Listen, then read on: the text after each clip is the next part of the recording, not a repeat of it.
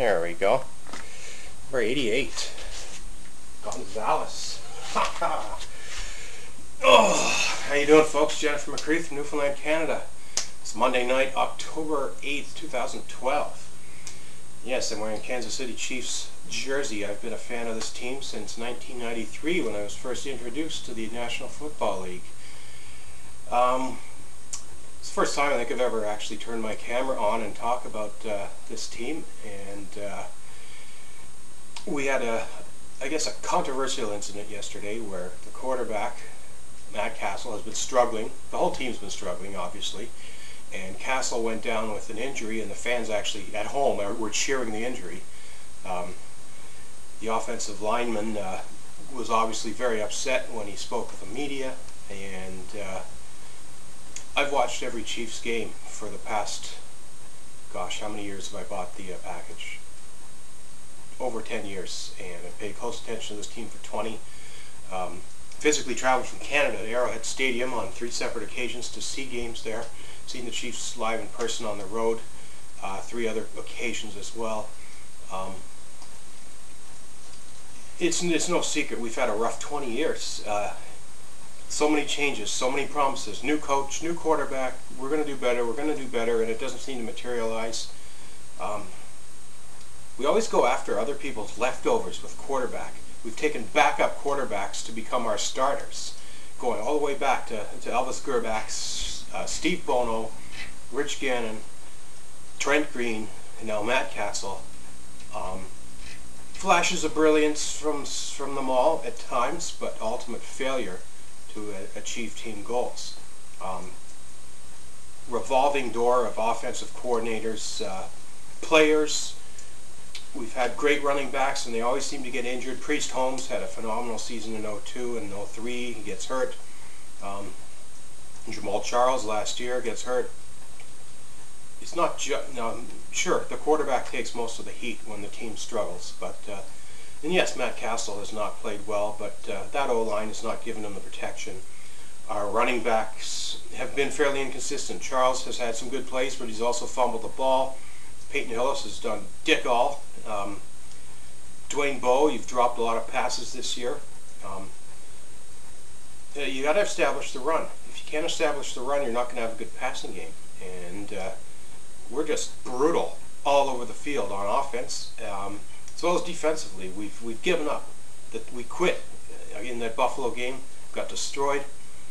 San Diego, just turnover after turnover. That I got a question if it's time for Crennel to be reevaluated. This guy's obviously not motivating the team.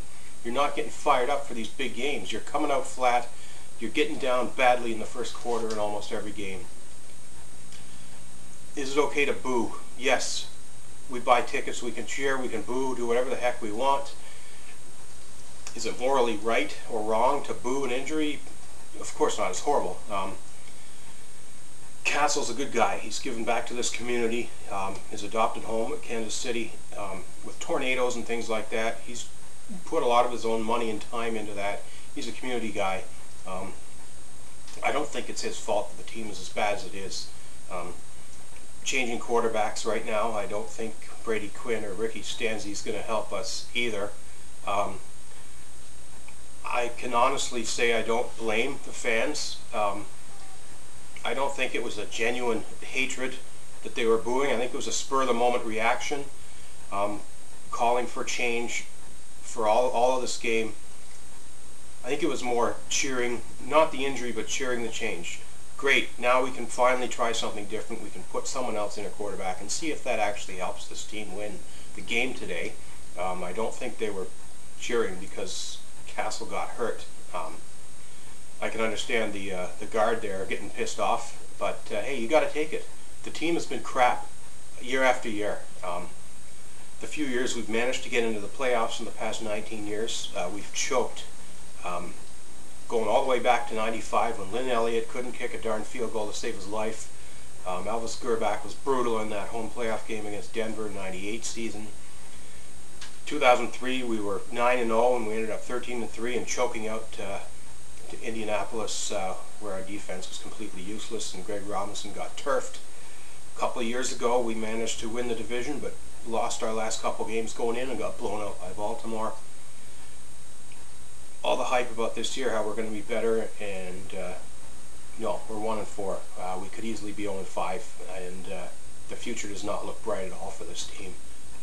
Understandable. We're all pissed off. We're all frustrated, and heck, look no further than Tony Gonzalez after the 2008 season. He's like, get me out of here. I got to go to a contender. I want to go somewhere where I can actually win a Super Bowl.